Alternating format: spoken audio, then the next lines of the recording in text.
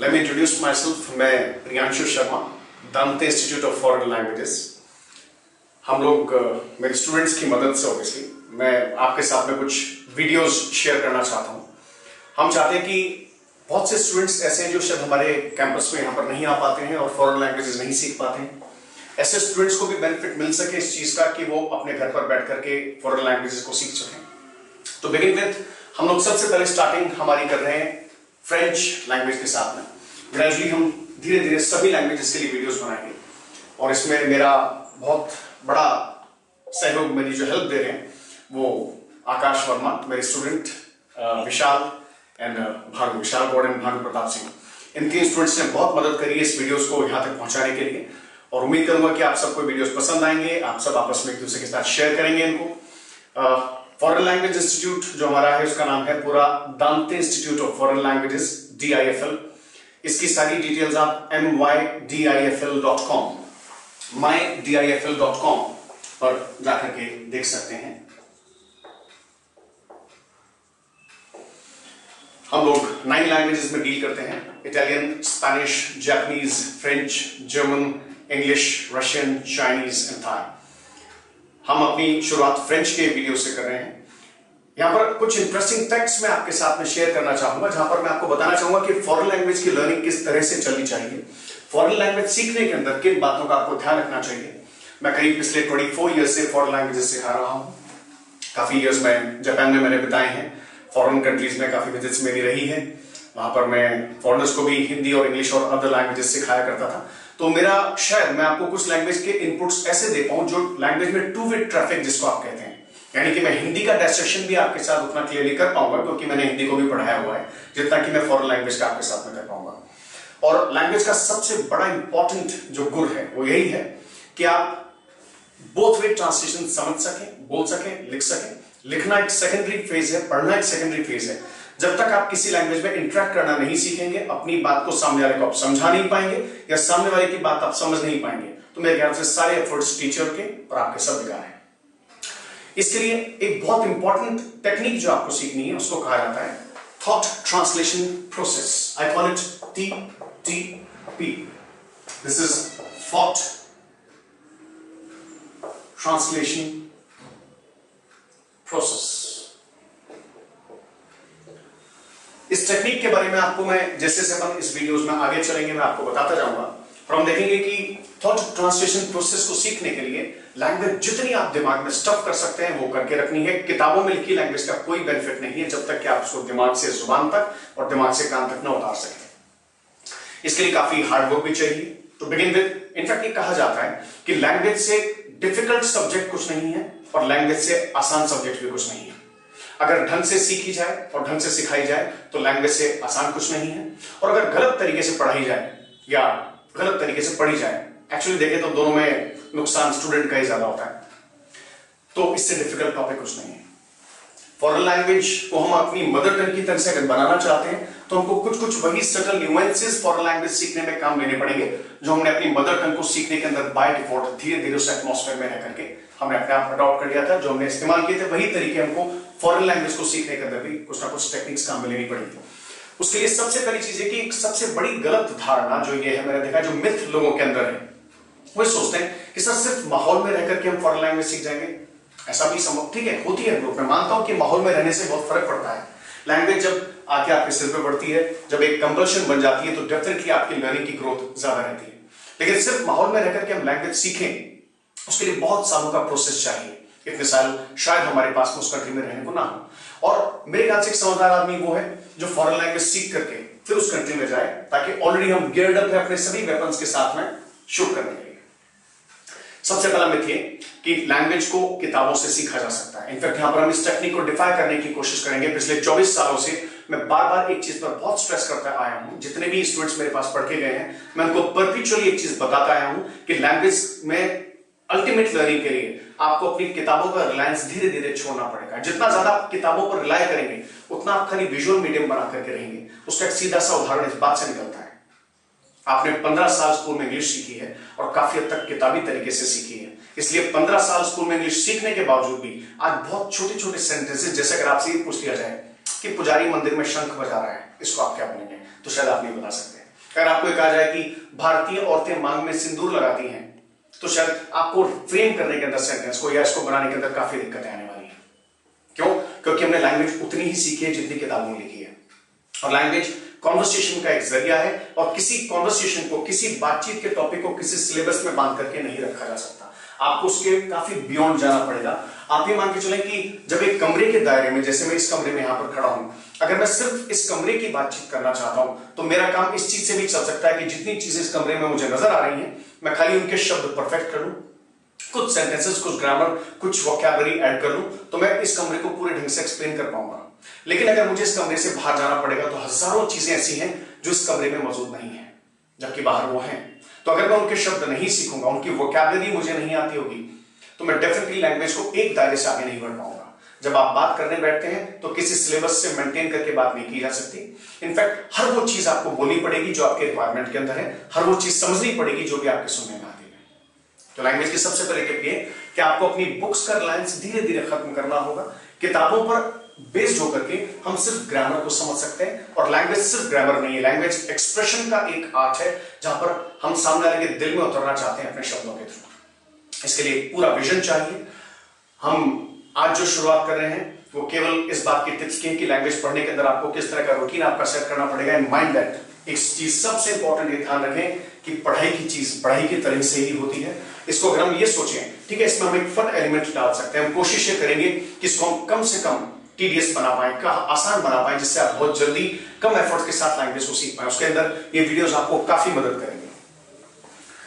Language के अंदर सीखने में सबसे पहला इनपुट जो आपकी तरफ से मुझे चाहिए, वो चाहिए एक स्ट्रिक्ट रूटीन, क्योंकि लैंग्वेज कभी भी सिलेक्टिव होकर के नहीं सीखी जा सकती, कभी भी एक जिटरी रूटीन लेकर के नहीं सीखी जा सकती कि आज मैं कुछ पढ़ लूं, 4 दिन बाद उसको ब्रेक कर दूं, नहीं, ठीक है ना। आप ये मान के चले कि लैंग्वेज में आपको रोजाना पढ़ना है, हर चीज रोजाना रिपीट होनी है। जितना प्रोसेसिंग हम दिमाग की करेंगे, उतना ही आगे जाके लैंग्वेज आपके लिए स्मूथ हो जाएगी। अभी शुरू में इनपुट आपको एफर्ट्स ज्यादा करने पड़ेंगे, जैसे जैसे आप आगे बढ़ेंगे लैंग्वेज आपके लिए आसान होती जाएगी। ठीक वैसे जैसे हिंदी एक मदर टंग की तरह से आज आपको कुछ भी बोलने से पहले या समझने से पहले रुक करके सोचना नहीं पड़ता, हर चीज दिमाग में आ जाती है, हर चीज जुबान पर आ जाती है बिना किसी एफर्ट के साथ। तो पहली चीज, हम डे फर्स्ट से अपना रूटीन स्केड्यूल लिख करके चलेंगे।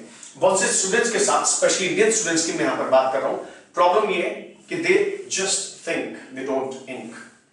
एंड सिस्टमैटिक रूटीन क्रिएट करने का सबसे पहला तरीका यह है कि don't just think it, ink it, लिख के रखो। आप अपना रूटीन इतना रिजिड बनाएं। रूटीन किसे कहा जाता है? ठीक वैसे जैसे मॉर्निंग में आप सुबह सुबह उठ करके ब्रश करते हैं अपने दांतों को। अगर किसी दिन सपोज करें ब्रश न करें, तो कैसा एक्सपीरियंस रहेगा? आपको किसी से बात करने में घबराहट होगी, बहुत अजीब सा लगेगा, ऐसा लगेगा कि पता ही मैं क्या पाप कर दिया आज।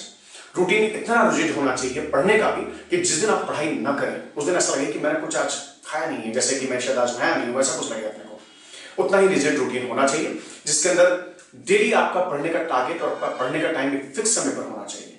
सेकेंडली, एक जापानीज टेक्निक होती है।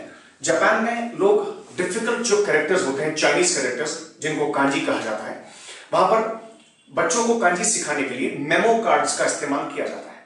मेमो कार्ड्स क्या होते हैं? जैसे लोग क्या करते हैं कि जैसे जापान में जब बच्चा स्कूल की तरफ रवाना होता है, जाता है या कहीं भी घूमने जा रहा होता है, तो उसके पेरेंट्स उसके लिए कांजी यानी कि चाइनीज कैरेक्टर्स के कार्ड्स लिख करके और उसकी पॉकेट में डाल करके दे देते हैं कि बेटा शाम को आज तुम्हारा फेवरेट पिज्जा तुमको तभी मिलेगा जब तुम इन कार्ड्स को याद करके लाओगे।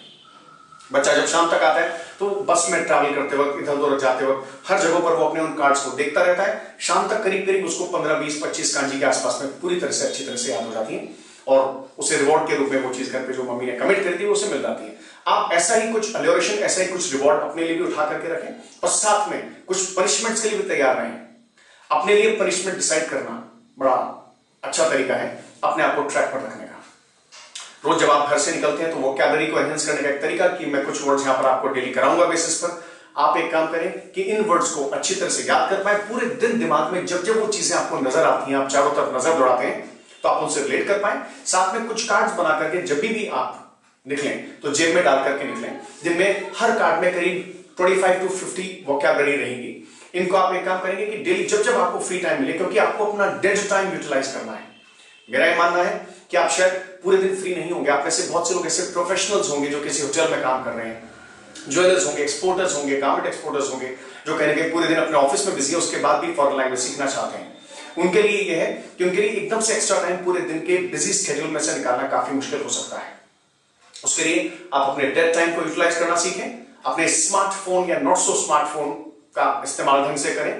वहां पर कुछ नोट्स अगर आप हमेशा पॉकेट में मेमो कार्ड्स बना करके रख के चलेंगे तो शायद जब भी आपके पास फ्री टाइम होगा तो जेब में वो निकाल करके देखने की आदत सी पड़ जाएगी और हम अपनी वोकैबुलरी को बहुत तेज से एनहांस कर पाएंगे। वोकैबुलरी लैंग्वेज का 80% हिस्सा कवर करती है। अगर सोच के देखें, कोई अमेरिकन इंडिया आ जाता है और किसी ऐसे गांव में रहना चाहता है जहां पर इंग्लिश का कोई एक वर्ड भी सामने वाला नहीं समझता है, तो उस वक्त सिर्फ शब्द सिखा दिए जाए और कुछ एक्सप्रेशन उसे बता दिए जाए तो अपना लैंग्वेज का काफी काम निकाल लेगा। ठीक वैसे ही अगर हमको वोकैबुलरी अच्छी आती है, हमारा प्रोनाउंसिएशन सही है, ग्रामर तो लेटेस्ट स्टेज पे हम सीखेंगे, हम एक एक टेंस एक एक चीज हम इस वीडियोस के थ्रू जिस लैंग्वेज का बिल्डअप करना चाहते हैं वो इतनी डिटेल्ड लैंग्वेज का कोर्स होगा कि आपको दोबारा किसी प्लेटफॉर्म पर इतनी डिटेल्स नहीं मिलेंगी, ये मेरी गारंटी आपको है। हम यहाँ पर एक एक वो चीज कवर करेंगे, जितनी आपका रिक्वायरमेंट का दायरा जाता है उससे कहीं ज्यादा हम यहाँ से सीख करके चलेंगे। इन वीडियोस को प्रॉपर्ली रेगुलरली वॉच करने से जिस लेवल की लैंग्वेज आप क्रिएट करेंगे, मेरा ये मानना है कि शायद बहुत से ऐसे लर्नर्स जो कई सालों से फ्रेंच या दूसरी लैंग्वेजेस सीखने की कोशिश कर रहे हैं वो शायद आपके लेवल को मैच नहीं कर पाएंगे। आपका साथ साथ में डेफिनेटली चाहिए और आपके एफर्ट्स और आपकी परसिस्टेंसी से संभव कर पाएगी। हमारी टेक्निक्स के अंदर सबसे इंपॉर्टेंट टेक्निक है कि रेगुलरिटी। आप डेली बेसिस पर रोजाना सारे नोट्स रिपीट करेंगे। जब भी किताब उठाएं हमेशा डे फर्स्ट से स्टार्ट करते चलें। आप धीरे धीरे रिपीटेशन के साथ में आज से 30th डे पर जो आपने फर्स्ट डे पढ़ा है उसके कम से कम 30 रिपीटेशंस आपके हो गए तो दिमाग में चीज इतनी छप जाएगी कि पेज खोलते आपको ध्यान आएगा कि आपने कहां पर क्या लिखा था। ये सबसे पहला रास्ता है। जितनी बार रिपीट करेंगे उतनी बार ही हम एक तरह से मेमोरी को कुरेद करके गहराई तक लेकर के जा रहे हैं तो 10 साल बाद भी आप उस चीज को नहीं भूलेंगे। हमारा पूरा कोर्स एंटायरली जिन मेन कंपोनेंट्स में डिवाइडेड होगा, मैं उनका हल्का सा डिस्कशन आपके साथ करूं।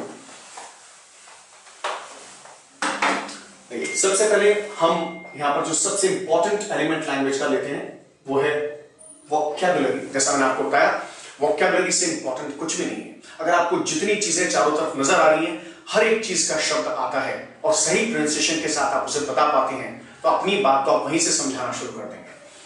वोकैबुलरी के साथ साथ रटने के पोर्शन के अंदर लैंग्वेज को ब्रॉडली अगर हम डिफाइन करें तो एक तरफ रटने का हिस्सा है, जैसे कि वोकैबुलरी है, ग्रीटिंग्स है, उसमें काफी सारे सेंटेंसेस ऐसे होते हैं जो आपको ऑलरेडी यहां पर नहीं टंग पर चाहिए। साथ में वोकैबुलरी के एक ग्रीटिंग्स का हिस्सा लेंगे। ये दोनों चीजें आपके रटने के अंदर जाती हैं। अंडरस्टैंडिंग ग्रामर का खेल है कि हम कैसे किस टेंस को कैसे कॉन्जुगेट करेंगे, वो बात की कहानी है।